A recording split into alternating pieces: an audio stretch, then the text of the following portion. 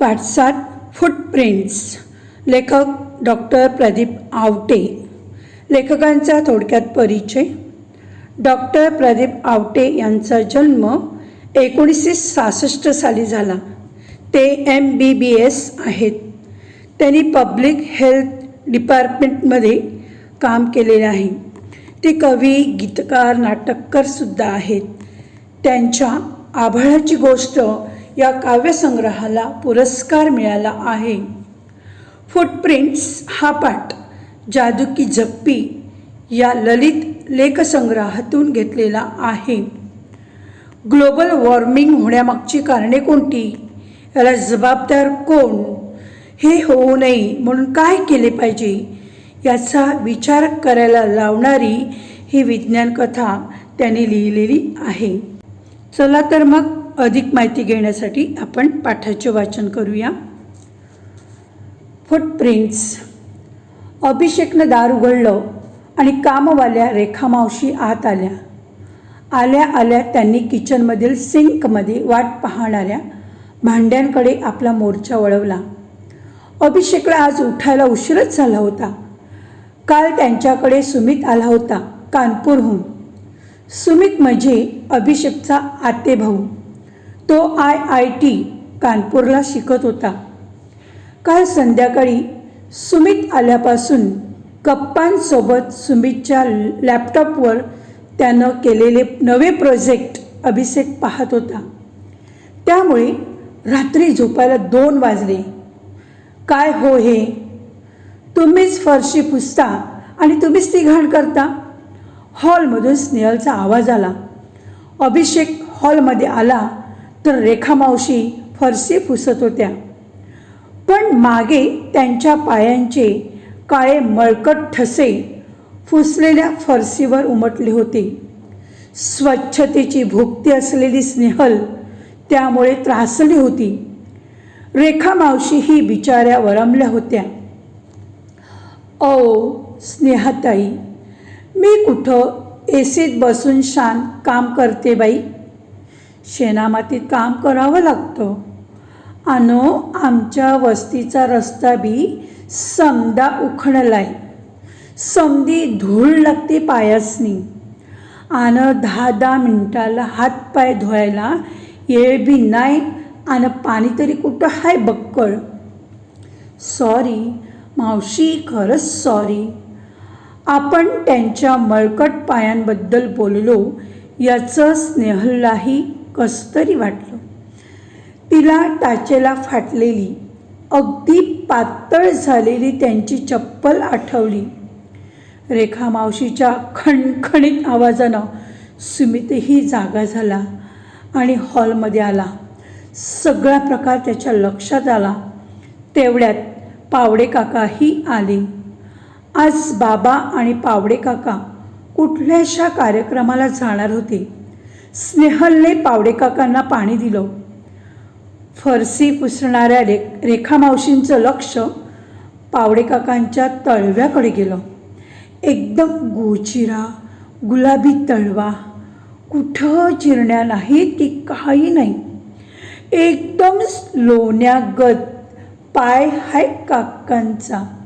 रेखामावशी स्वतःचीच फुटफुटल्या. त्यांनी स्वतःच्या पायाकडे पाहिलं. पायाला कितीतरी चिरण्या पडल्या होत्या. माती धूळ बसून त्या काळ्या पडल्या होत्या. अभिषेक, स्नेहलचे बाबाही तयार होऊन हॉलमध्ये आले. मामा, मी एक ॲप तयार केलं आहे. त्या ॲपच्या साहाय्यानं आपण कोणाचे पाय किती स्वच्छ आहेत हे सांगू शकतो, सुमितनं सांगितलं. सुमित, अरे पाय स्वच्छ आहेत की नाही हे सांगायला ॲपची काय गरज आहे. तुम्हा टेक्नो सॅव्ही लोकांना कशाचंही ॲप करण्याशिवाय काही सुचत की नाही. अरे सगळ्यात भारी ॲप डोक्याच्या कवटीत आहे, हे विसरलात की काय तुम्ही लोक. बाबांनी अनाठाई टेक्नॉलॉजीबद्दलची आपली मळमळ व्यक्त केली. मामा, गंमत तर बघू तू माझ्या ॲपची. त्याचं नाव आहे फूटप्रिंट्स. असं म्हणत सुमितनं आपला स्मार्टफोन काढला. सुरुवात करूया रेखा मावशींपासून, ज्यांच्या पायाबद्दल स्नेहल दिदीनं नोंदवला होता आक्षेप. स्नेहलचा चेहरा पडला. तिला स्वतःचाच राग आला. सुमितनं आपल्या अँड्रॉईड मोबाईलमधलं ॲप उघडलं आणि रेखा मावशींना काही प्रश्न विचारायला सुरुवात केली. एक श्रीमंत कुटुंब राहत होतं.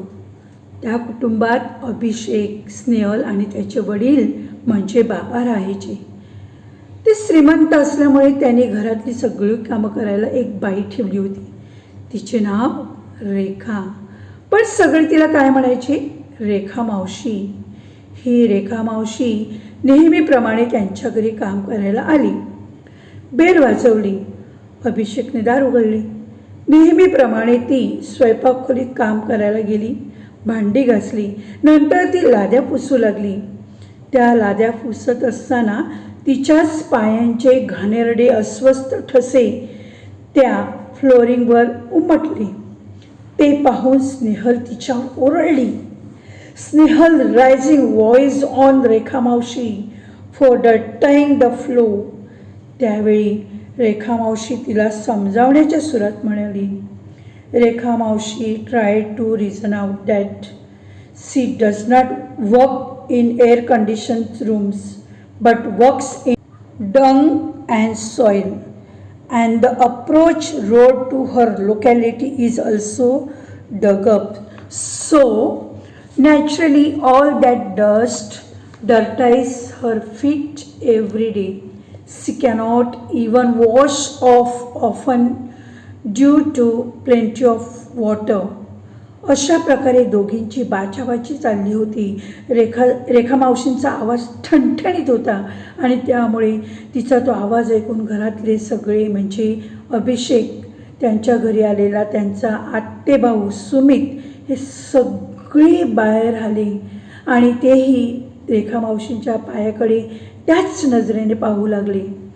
तेवढ्यात बाबांचे मित्र पावडे काका आणि ते काही कामानिमित्त, प्रोग्रामानिमित्त, कार्यक्रमासाठी बाहेर जाणार होते आणि तेही आले.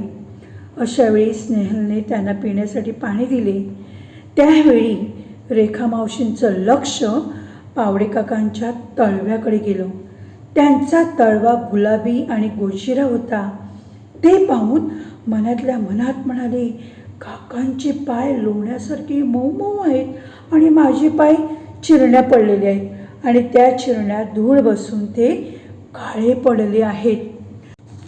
तेवढ्याच मध्येच सुमित म्हणाला, कोणाचे पाय स्वच्छ आहेत, कोणाचे अस्वस्थ आहेत ते पाहण्यासाठी माझ्याकडे एक प्रोजेक्ट आहे. मी एक नवीन प्रोजेक्ट तयार केला आहे. त्याचे नाव फूटप्रिंट्स. त्यावर बाबांनी मळमळ व्यक्त केली. बाबांनी नाराजी व्यक्त केली आणि म्हणाले, we do not need an app for telling such obvious things when a most intelligent human brain can do a better job. आणि अशी नाराजी व्यक्त केल्यावर सुमित काही ऐकलं नाही. त्यांनी आपला मोबाईल उघडला आणि फूटप्रिंट्स हे ॲप उघडलं आणि त्यावर रेखा मावशींचं नाव नोंदवलं आणि तिला प्रश्न विचारायला सुरुवात केली. मावशी, तुम्ही राहता कुठं? त्या टेकडी पल्ल्याड, मावशी म्हणाल्या. इथून किती किलोमीटर आहे? 3. तुम्ही कशा आलात इथपर्यंत? गेल्या महिन्यापतूर चालतच येत होते, पण आता माझ्या लेकानं एक सायकल दिली आहे मला, तेव्हा आता सायकलने येते. अशी अजून बरीच माहिती त्यानं भरली. आठवड्यातून सरासरी किती किलोमीटर फिरती होते? ही फिरस्ती तुम्ही कशी करता? आत्तापर्यंत किती झाडं तुम्ही लावली आहेत? रेखा मावशी फिरायच्या पायीच, कधीतरी सायकलनं. त्यांच्या इवल्याच्या झोपडीपुढंही त्यांनी 2 झाडं लावली होती. त्यातलं एक लिंबोणीचं होतं. पण एवढी सगळी माहिती सुमित का घेतोय तेच कुणाला कळेना. रेखा मावशी तर फार गडबडून गेल्या. आणि आत्ता पहा, या आहेत रेखा मावशींच्या फुटप्रिंट्स, असं म्हणत त्यानं मोबाईलचं कसलंसं बटन दाबलं आणि स्क्रीनवर पायपुसणीच्या आकाराचा एक निळा चौकोन उमटला. अगदी आभाळाच्या निरभ्र तुकड्यासारखा. सगळे वासून पाहत होते आणि त्या निळ्या तुकड्याच्या मधोमध 2 पावलं उमटली, एकदम चंदेरी वरखात मळलेली, आणि खाली इंग्रजी शब्द उमटले, silver footprints, the most clean footprints. वाह, पाहिलं? रेखा मावशींचे पाय चंदेरी आहेत, एकदम स्वच्छ, झऱ्याच्या स्फटिक स्वच्छ पाण्यासारखे. सुमित वरडला, हे भलतंच. रेखा मावशींच्या पायाकडे पाहत पावडे काका म्हणाले. आता सुमितने मावशीला अ सिरीज ऑफ क्वेश्चन्स विचारले. तुम्ही राहता कुठे? तुम्ही इथपर्यंत कशा आलात?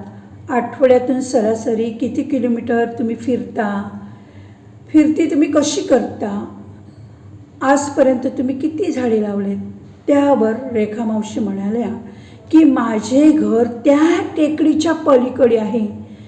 तेथून इथे यायला मला 3 किलोमीटर चालावे लागते. किती किलोमीटर? 3. महिनाभर मी चालतच येत होते, परंतु माझ्या मुलाने मला सायकल दिली आहे, त्यामुळे मी कधी कधी सायकलवर सुद्धा येते. मी 2 झाडे लावली आहेत, त्यापैकी एक झाड कशाचं आहे? लिंबोणीचं. ही सगळी माहिती सुमितने त्या ॲपमध्ये भरली आणि he pressed some buttons on his mobile and at once a blue square appeared on the screen displaying 2 silvery footprints with a tagline that said silver footprints, the most clean footprints, like the crystal clear water of a spring. त्यावेळेस सगळे तिच्याकडे आवाजून पाहू लागले, आश्चर्याने पाहू लागले, आणि पावडे काकाने तर रिॲक्ट केलं. ते म्हणाले, हे भलतंच. सुमितनं हलकेच पावडे काकांच्या गोजिऱ्या तळव्यांकडे पाहिले आणि म्हणाला, काका, आपण तुमच्या पायांचं पाहूया का? त्यात पाहायचं काय? हे बघ, माझे पाय किती स्वच्छ आणि मऊसूत आहेत. पावडे काका पाय सगळ्यांना दाखवत म्हणाले, पण चला, काय सांगते तुमचं ॲप ते तरी पाहूया. त्याने पुस्ती जोडली. सुमितनं पावडे काकांचा डेटा ॲपमध्ये भरायला सुरुवात केली. काका, आता तुम्ही कुठून आलात? विश्रांतवाडीहून. कसे? अर्थातच कारने. 20 किलोमीटर कारने? तुम्ही एकटेच? सुमितची शंका. हो का? अच्छा, पण काका, आठवड्यातून तुमचं फिरणं किती होतं? अरे, माझं ऑफिसच माझ्या घरापासून 16 किलोमीटर आहे. रोजचे 35-40 किलोमीटर तर नक्कीच होतात. आणि हे सगळं कारण तुम्ही एकटेच ये जा करता? हो, नाहीतर काय, बसला लटकत जाऊ म्हणतोस? काका चिडून म्हणाले. काका, तुम्ही काही झाडं लावली आहेत का? पावडे काकूंनी कुंडीतल्या रोपांकरिता माती मागितली तर ती आणून देणं होत नाही काकांना. ते झाड काय लावणार?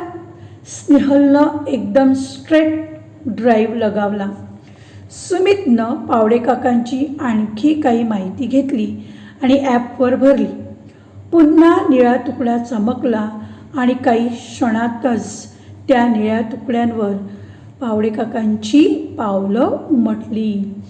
2 काळी कुट्ट पाऊलचिन्हे आणि खाली शब्द आले, sorry, you have dirtiest footprints, perfect black footprints.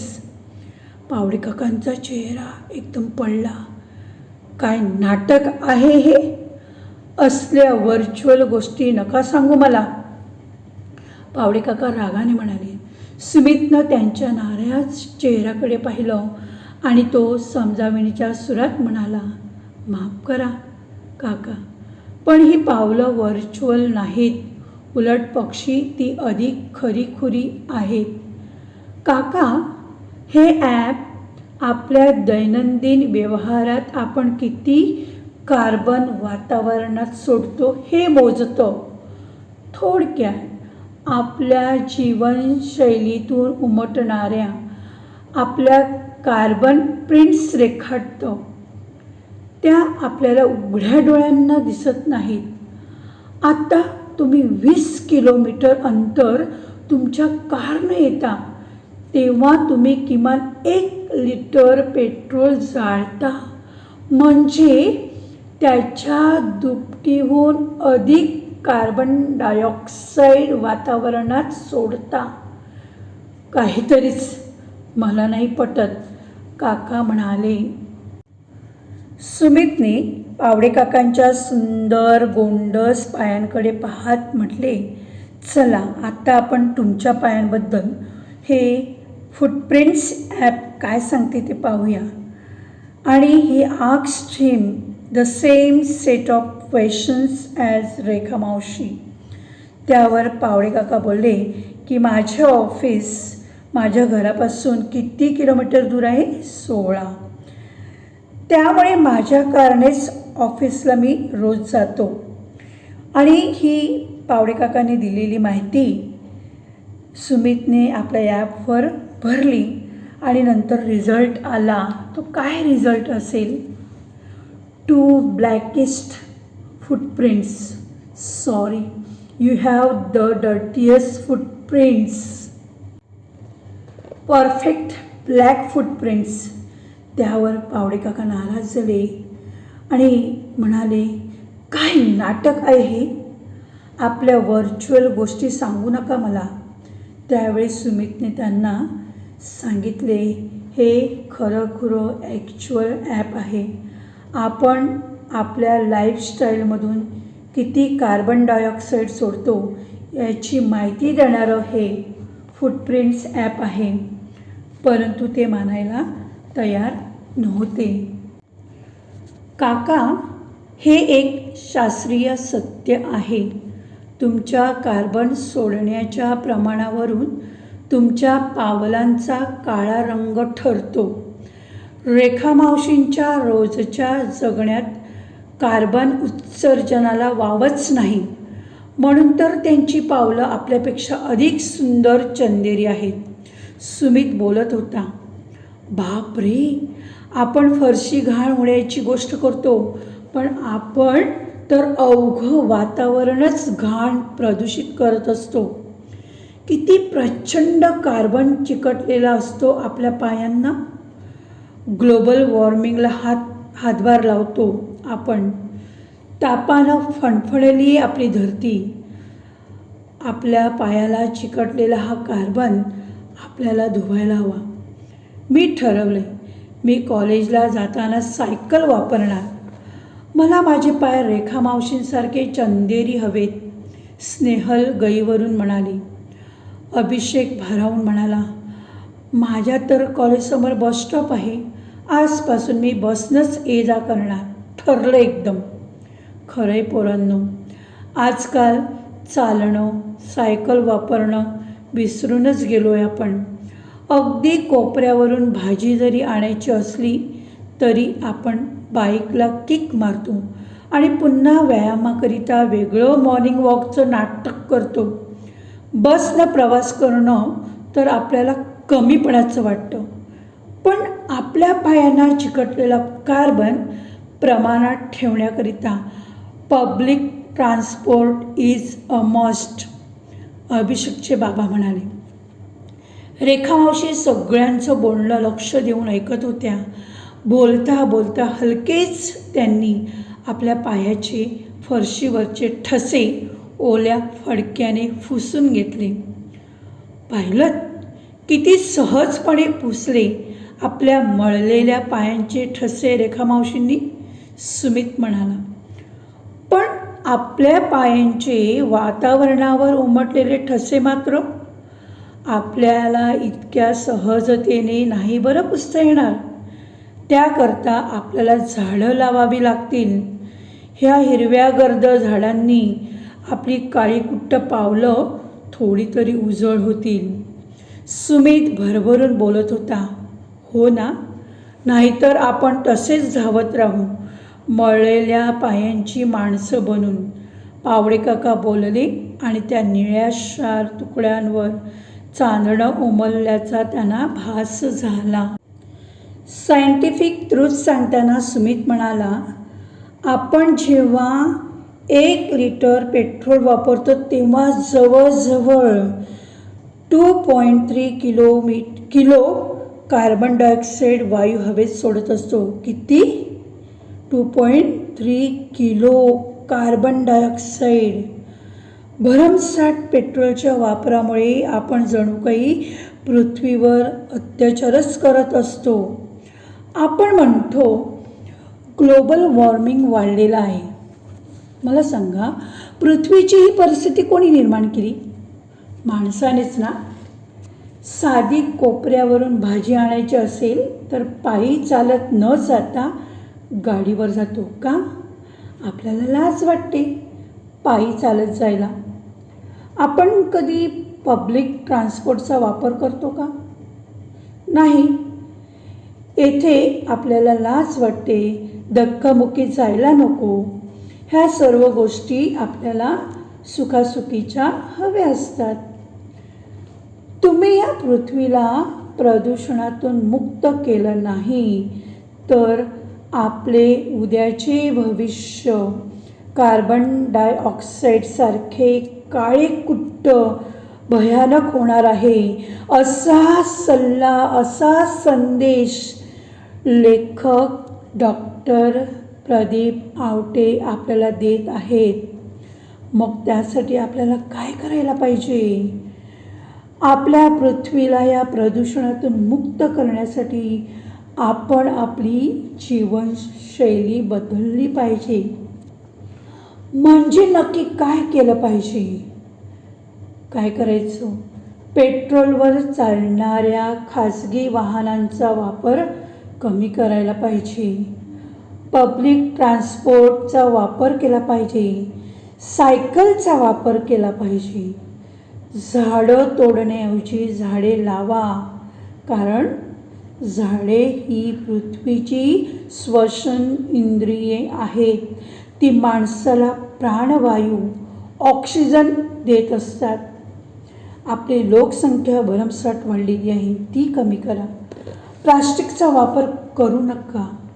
ओला कचरा, सुका कचरा वेगवेगळा करून ओल्या कचऱ्यापासून खत तयार करा. सौर ऊर्जेचा वापर करा. सोलार पॅनल्स याचा वापर करा. अशा कितीतरी अनेक गोष्टी आहेत की त्याचा वापर करून आपण या फणफणलेल्या धरतीला पूर्वस्थितीवर आणू शकतो. मग काय, आपण तयार आहात ना आपल्या पृथ्वीला वाचवायला? चला तर मग आपण ह्या सगळ्या गोष्टी वापरून आपण आपली जीवनशैली बदलूया. Like, share, subscribe.